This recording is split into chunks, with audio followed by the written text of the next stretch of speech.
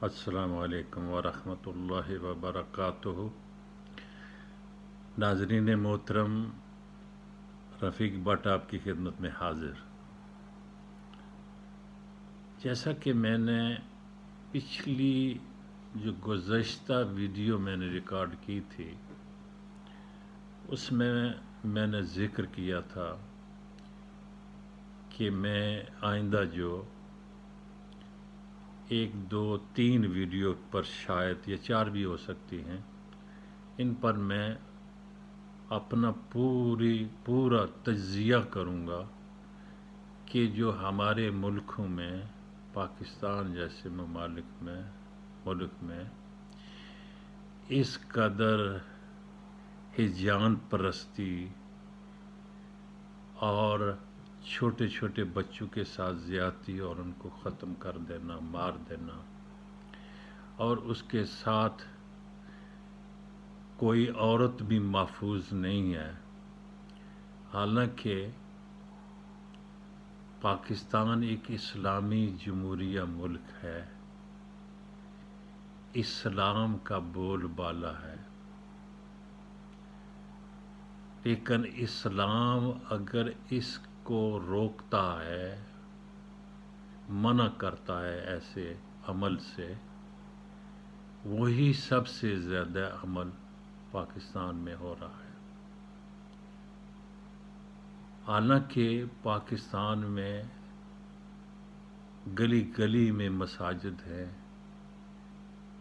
تبلیغیں ہوتی ہیں، تقریریں ہوتی ہیں، جمعے ہوتے ہیں، لیکن پھر بھی ہمارے دلوں پر زنگ دن بدن بڑھتا جا رہا ہے اور اللہ کی نافرمانی میں اضافہ ہوتا جا رہا ہے۔ حالانکہ اگر ہمارے جو ہم الفاظ اپنے منہ سے نکالتے ہیں،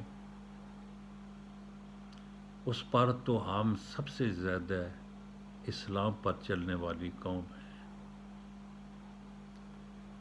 لیکن عمل میں نہ تو اللہ کا خوف ہے، نہ اللہ پاک کے رسول صلی اللہ علیہ وسلم کی محبت ہے۔ نعرے اس قدر بلند کہ عاشق رسول ان کے نام پر قربان ہوتے ہیں، لیکن عمل جو ہے ایک بھی ہمارا جس کے بارے میں محبت کے دعوے کرتے ہیں، اس کا ایک بھی عمل ہماری زندگی میں نہیں ہے۔ معاشرتی زندگی میں آپ دیکھ لیں کہ کون سا کام پاکستان میں جو شریعت کے مطابق ہوتا ہے، یہ آپ خود اندازہ کر لیں۔ آپ وہاں رہتے ہیں، اس معاشرے میں جنم لیا ہے، تو پلیز میں آپ سے گزارش ہے کہ میری یہ ویڈیو جو ہے، آپ 1 ہے 2 3 4 بھی ہو سکتی ہیں، ورنہ 3 ضرور ویڈیو ہوں گی۔ میں انتہا تجزیے تک پہنچنے تک 3 4 ویڈیو ہوں گی، وہ ضرور دیکھیے گا۔ اور میں سب سے پہلے اللہ پاک کا شکریہ ادا کرتا ہوں، جس نے مجھے توفیق دی ہے بات کرنے کی، آپ تک پہنچانے کی۔ یہ اللہ کا بہت احسان ہے مجھ پر، بہت شکر گزار ہوں میں اللہ کا۔ اب میں تھوڑی سی بات شروع کرتا ہوں کہ جیسے کہ آپ جانتے ہیں کہ ہمارے ملک میں یہ بچوں کے ساتھ زیادتی اور ان کو مار ڈالنا، یہ عجیب بات ہے۔ یہ تو انسانوں والا تو کام ہی نہیں ہے، یہ تو درندگوں والا کام ہے کہ درندے ہوتے ہیں یہ ایسا کام کرنے والے۔ اور یہ درندگی کیوں ہے پاکستان میں؟ اس کو میں سامنے لانے کی کوشش کروں گا. ہو سکتا ہے کہ آپ اس پر اس تجزیے پر اچھا نہ لگے آپ کو، پر میں کوشش کروں گا کہ پاکستان کا یہ جو معاشرہ ہے اس پر غور کر کے اس کو میں کوشش کروں گا کہ وہ انتہا تک پہنچ جاؤں کہ کیا وجہ ہے، کس وجہ سے یہ ایسی درندگی ہو رہی ہے. پہلی بات تو یہ ہے کہ اللہ پاک ہمارا مالک ہے، خالق ہے، رازق ہے، سب کچھ ہے. ان باتوں پر یقین رکھنا جو یہ بات ہے کہنے کی حد تک نہیں، ان باتوں پر یقین اور ایمان لانا جو ہے یہ بہت ضروری ہے، اور یہی ہمیں اللہ کا فرمان ہے کہ آخرت پر اللہ پر ایمان لانا، اس کی قدرت کے ساتھ، جو اس کی قدرت ہے اس پر ایمان لانا، غائب کے ساتھ ایمان لانا. تو اللہ مالک ہے، خالق ہے، رازق ہے، اللہ بے شمار صفتوں کا مالک ہے. اللہ نے ہی پیدا کیا ہے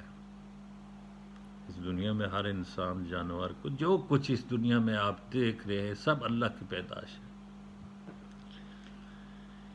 یہ ایک بات یاد رکھیے گا میری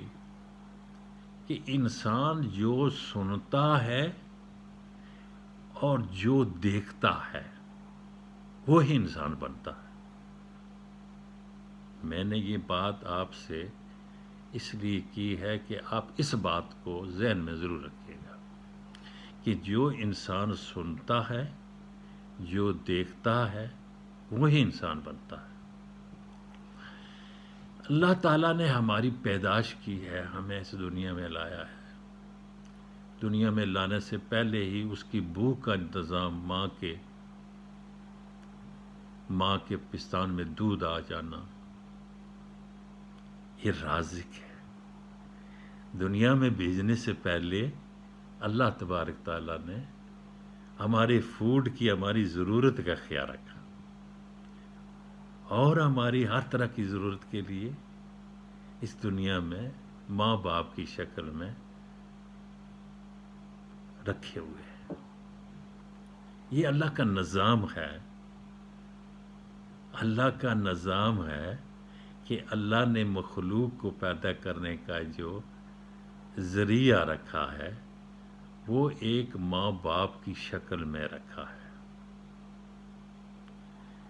وہی ملتے ہیں، ملاپ کرتے ہیں، وہی پیدا ہوتا ہے، وہی دیکھ بھال کرتے ہیں، وہی پروان چڑھاتے ہیں، محنت ان کی. اس لیے اللہ نے پیدا کیا، اور اللہ کے بعد ماں باپ جو اس کی زندگی کے ایک ذریعہ بنے، پروان چڑھنے کا ذریعہ. اس لیے اللہ تبارک تعالیٰ نے لا تشرک باللہ و بالوالدین احسانا، اللہ کے ساتھ شرک مت کرنا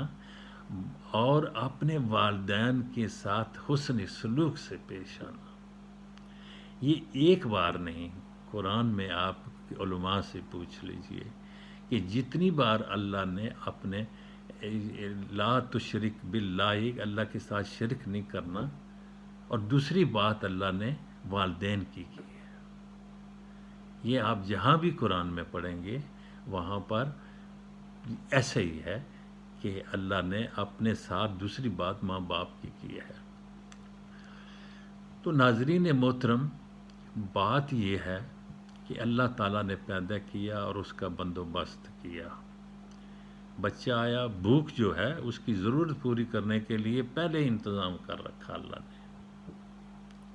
اس بات کو بھی ذہن میں رکھیے گا، اس بات کو بھی ذہن میں رکھیے گا کہ اللہ نے پیدا کیا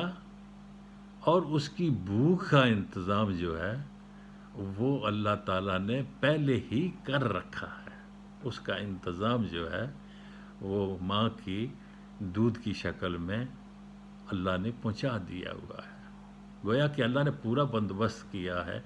کہ اللہ کی زندگی کا اہتمام جو ہوتا ہے وہ خوراک پر ہوتا ہے۔ خوراک ایسے ہی ہے جیسے کہ ایک گاڑی پٹرول پر چلتی ہے، پٹرول نہ ہو تو گاڑی نہیں چل سکتی، اسی لیے یہ خوراک جو ہے، ایندھن جو ہے، اللہ تبارک تعالیٰ نے اس کا بندوبست کیا ہے۔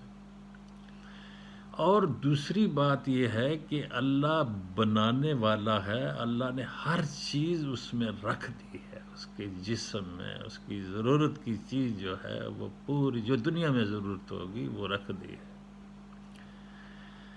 جیسا کوئی اگر کمپنی اگر کسی چیز کو بناتی ہے تو وہ سب چیزوں کا خیال رکھتی ہے کہ اس کے لیے اس کو چلانا کیسے، اس کو خراب ہو جائے اس کا ٹھیک کیسے کرنا، اس کا ساتھ ہی میں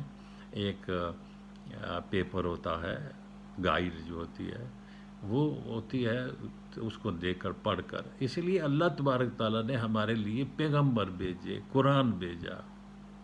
کہ یہ تمہارے لیے وہ اس کو چل کر تم نے زندگی بسر کرنی ہے، زندگی بسر کرنی ہے چل کر اسی قرآن اور پیغمبروں کے جو جتنے بھی احکامات اللہ نے بھیجے ہیں اس پر ہمارے لیے ایک گائیڈ بک ہے۔ تو یہ الگ بات ہے کہ ہمیں صرف گائیڈ تو اس صورت میں ہوتی ہے کہ جب کہ آپ کو سمجھ آئے، اور سمجھنے کے لیے ہم دنیا کے کسی کام کے لیے تو ہم کہیں سے کہیں جا سکتے ہیں کہ سمجھ آ جائے ہمیں، کیونکہ دنیا میں اس کا فائدہ ہے، لیکن آخرت کے فائدے کے لیے اور دنیا کے فائدے کے لیے جو قرآن ہے اس کو سمجھنے کی ضرورت محسوس نہیں کی جاتی، بلکہ ایسے ہی پڑھا جاتا ہے، نہ جانے کتنے کروڑوں کا اس ثواب جو ہے وہ مل جاتا ہے ان کو، بس وہ خوش ہو جاتے ہیں۔ تو بات یہ ہے کہ قرآن کو سمجھنا، سمجھ کر پڑھنا، وہ ہمارے لیے یہ ہے کہ اللہ ہمیں گفتگو کرتا ہے کہ میں نے فلاں قوم نے میرے ساتھ یہ کیا، میں نے اس کے ساتھ یہ کیا، فلاں یہ کرے گا اس کے لیے میرا عذاب ہوگا، جو نیک آدمی ہوگا جو میرے فرمانبردار ہوگا اس کے لیے جنت میں کتنی آزائشیں میں نے رکھی ہیں۔ تو یہ سب اس لیے کہ آپ اپنی اس زندگی کو صحیح معنوں میں گزاریں گے۔ تو بات یہ ہے کہ اللہ تبارک تعالیٰ نے ہمارے خوراک کے لیے بندوبست کر دیا، خوراک کے لیے بندوبست کر دیا، اور اب ہمارے ماں باپ ہمارے لیے ہماری زندگی کو آسان بنانے کے لیے وہ کوششیں کر رہے ہیں، رات دن کوششیں ہو رہی ہیں۔ کتنی تکلیفیں ہوتی ہیں ماں باپ کے لیے، خاص کر ماں کے لیے، رات رات کر جاگنا، رونا، یہ سب چیزیں، یہ انسان کا بدلہ جو ہے 15واں سپارہ بنی اسرائیل میں اللہ تبارک تعالیٰ نے دے دیا تھا کہ ماں باپ کو اف تک نہ کہو، کیونکہ انہوں نے محنت اتنی کی ہے، ان کا اتنا محنت کرنا، اتنا پیار کرنا، اس کا جواب یہی بنتا ہے۔ بہرحال یہ بات کہیں لمبی ہو جائے گی، تو میں یہ بات جو ہے یہاں تک میں آج رکھوں گا کہ اللہ تعالیٰ نے انسان کو پیدا کیا، اور اس کی ہر ضرورت کی چیزیں جو دنیا میں اس نے اللہ نے جس مقصد کے لیے بھیجا ہے وہ اس میں پوری طرح لیس کر کے بھیجا ہے۔ جیسے کسی فوجی کو اگر لڑائی کے لیے بھیجنا ہے تو اس کے لیے جو لوازمات چاہیے ہوتے ہیں وہ ساتھ لے کر جاتا ہے، تو اللہ نے دنیا میں بھیجنے سے پہلے ہمیں سب کو لیس کر کے بھیج دیا ہے، اور کیا کیا اس نے کرنا ہے، جس کے لیے کرنا ہے وہ سب چیزیں رکھ دی ہیں۔ تو میں ناظرین محترم، ویڈیو ذرا زیادہ لمبی ہو جائے گی، میں اسی پر اتفاق کرتا ہوں کہ بچہ پیدا ہوا اور اس کی خوراک کا اللہ نے بندوبست کر دیا یہاں سے، اور دوسری ویڈیو جو ہے میں یہاں سے شروع کروں گا، اور انشاءاللہ العزیز میں کوشش کروں گا کہ میں یہ جو ہمارے پاکستان میں یہ جو ذلت امیز باتیں سنی جاتی ہیں اور ہوتی ہیں، کیا مساجد میں، کیا مدرسوں میں، کیا اپنے عام حالات میں، اگر کوئی محفوظ نہیں ہے، جیسا کہ آپ جانتے ہیں کہ ریسنٹلی ایک موٹر وے پر ایسا واقعہ ہوا، درندے ہیں ہم لوگ، انسان نہیں ہیں، پہلے تو انسان بننا ضروری ہے۔ بارہ ناظرین محترم، میں آپ سے اجازت چاہتا ہوں، انشاءاللہ دوسری ویڈیو میں آپ کے ساتھ یہیں سے شروع کروں گا، اور امید کرتا ہوں کہ اللہ پاک آپ کو حفظ و ایمان میں رکھے اور آپ کو توفیق دے کہ ہمیشہ اللہ کو سامنے رکھیں اور اپنی زندگی کو بسر کریں، اور اللہ کے رسول کی جو باتیں کرتے ہیں، عاشق ہیں تو عاشق ہی بن کر رہیں، صرف زبان کی حد تک نہیں، عمل کی حد تک آپ کو اور ہم کو اللہ کا رسول صلی اللہ علیہ وسلم کی محبت ہونی چاہیے، اور محبت کا تقاضا یہ ہوتا ہے کہ اس کی اسی طریقہ کا انسان کام کرتا ہے۔ اچھا، خدا حافظ، السلام علیکم ورحمۃ اللہ وبرکاتہ۔